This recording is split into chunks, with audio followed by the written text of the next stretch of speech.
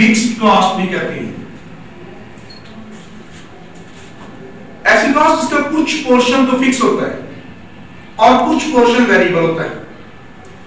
ऐसी कॉस्ट आपकी mixed cost या सेमी वेरिएबल कॉस्ट आती है। मसलन टेलीफोन बिल जिसमें 174 रुपीज लाइन रेंट फिक्स है, आप एक कॉल भी ना करें तो 174 रुपीज आप कॉस्ट पे करेंगे, लेकिन 174 से आगे आपकी कॉस्ट इंक्रीज होती है, जितनी कॉल ज्यादा करेंगे आपकी कॉस्ट इंक्रीज होगी। तो ऐसी कॉस्ट जिसमें कुछ पोर्शन, अगर फर्ज किया आपका जो बिल है 300 रुपीज आ गए, अब इस 300 में से 174 रुपीज फिक्स है, वो कॉस्ट है जो क्वांटिटी के साथ इंक्रीज या डिक्रीज नहीं होती, जो क्वांटिटी प्रोडक्शन के साथ चेंज नहीं होती, वो कॉस्ट जो आपकी फिक्स कॉस्ट है।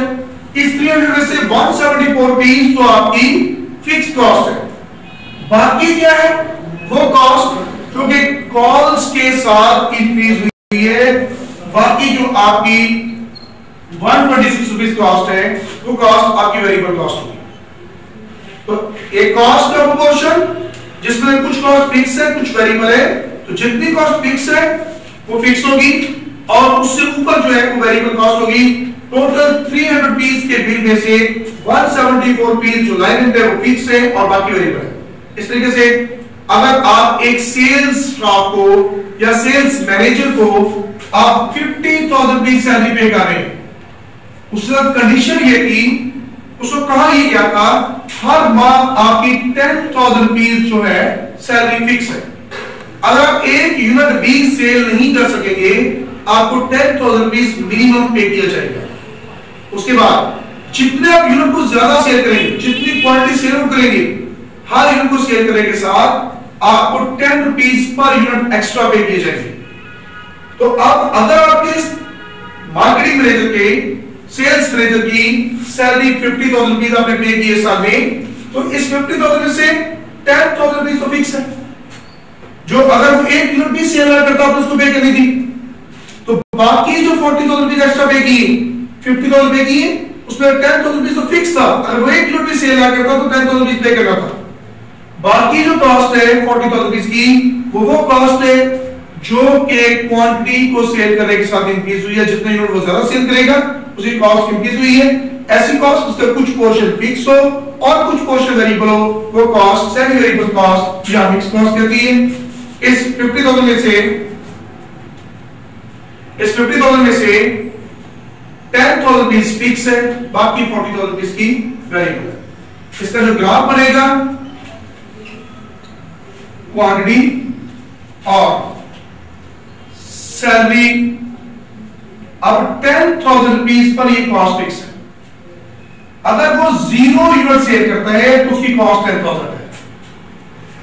अगर वो इससे ज्यादा 1,000 यूनिट सेल करता है तो उसकी कॉस्ट बढ़ेगी। 2,000 यूनिट सेल करता है तो जो कंपनी कॉस्ट पे करेगी वो और बढ़ेगी, क्योंकि एक 10,000 पर फिक्स है, उसके बाद उसे इंक्रीज होगा। 10,000 रुपीज तो 0 यूनिट सेल करेगा तब फिर 10,000 पे करना, उसके बाद जितने ज्यादा यूनिट सेल करेगा वो कॉस्ट की बढ़ेगी। ऐसी कॉस्ट जो एक 0 लेवल पर तो फिक्स हो, लेकिन उसके बाद क्वांटिटी के इंक्रीज होने से इंक्रीज हो, वो कॉस्ट आपकी सेमी वेरिएबल कॉस्ट या मिक्स कॉस्ट कहती है। उसके बाद नेक्स्ट जो कॉस्ट है स्टेप कॉस्ट। स्टेप कॉस्ट ऐसी कॉस्ट जो एक खास लेवल पर फिक्स रहती है लेकिन उसके बाद इंक्रीज होती है। अज्यूम कर रहा हूं कि इस बिल्डिंग का रेंट 1 लाख रुपीस है। अगर इस बिल्डिंग का रेंट 1 लाख रुपीस है और इस बिल्डिंग में सिर्फ 1,000 यूनिट्स के बनाने की कैपेसिटी है, तो 1 लाख रुपए का रेंट फिक्स है up to the 1 lakh units. 1,000 units तक वो फिक्स है। 1 लाख रुपए का रेंट फिक्स है up to the 1,000 units. 1,000 units तक वो फिक्स है। अगर हमने 1,001 यूनिट बनाना है, इस बिल्डिंग में 1,001 यूनिट्स बनाने की कैपेसिटी नहीं है, तो हमें एक बिल्डिंग और लेनी पड़ेगी। तो अब ऐसी कॉस्ट जो 1 लाख रुपए फिक्स है 1,000 यूनिट्स तक, उसके बाद 1,001 यूनिट बनाना है, एक बिल्डिंग और लेनी पड़ेगी, टोटल कॉस्ट 2 लाख हो जाएगी। फिर अगर उस बिल्डिंग में भी 1,000 यूनिट्स बन सकते हैं, तो फिर 2 लाख रुपए की कॉस्ट फिक्स है up to the 2 lakh unit, 2,000 units. अगर 2,001 यूनिट बनाने तो आपको तीसरी बिल्डिंग लेनी पड़ेगी।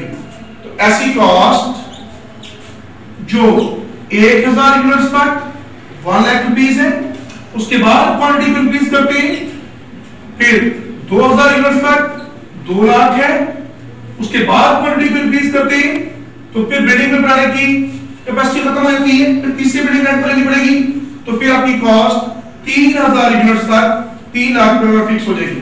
ऐसी कॉस्ट जो स्टेप्स में इंक्रीज होती है वो कॉस्ट आपकी स्टेप कॉस्ट कहलाती है।